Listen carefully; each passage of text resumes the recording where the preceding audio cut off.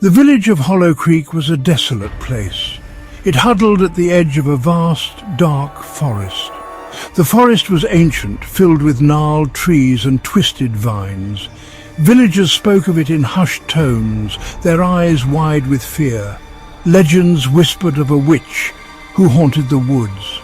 They said she was once a woman scorned, her heart turned to darkness. Now she roamed the forest, her laughter echoing through the trees, a harbinger of doom. Villagers warned their children to never stray from the path. The witch, they said, could smell fear. She preyed on the weak, the lost, and the foolish. Elias, a young man with haunted eyes, stood at the edge of the forest. Desperation had driven him there. His sister Lily was deathly ill. No doctor could cure her. The village elders whispered of a cure, a dark bargain that could only be struck in the heart of the woods. Fear gnawed at Elias, but his love for Lily was stronger. I have to do this for Lily.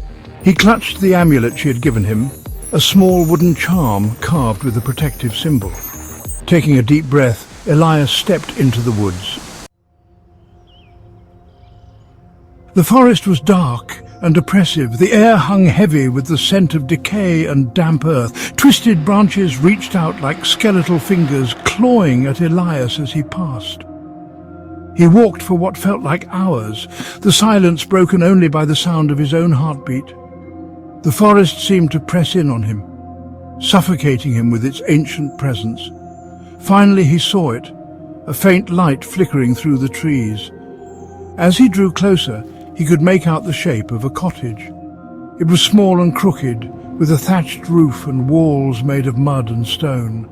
Smoke curled from its chimney, painting eerie patterns against the darkening sky. Elias approached cautiously, his hand hovering over the hilt of his dagger. He could hear a low chanting coming from inside the cottage. It sent shivers down his spine.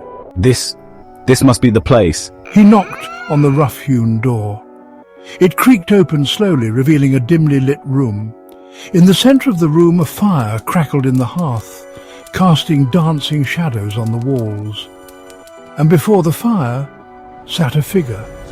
Her back was to him, but he could see that her hair was long and white, falling down her back like a waterfall. She wore a simple black robe, and her hands, wrinkled with age, clutched a gnarled staff. This was the Witch of the Woods. I've been expecting you, Elias. Her voice was a whisper, yet it filled the room with an unsettling presence.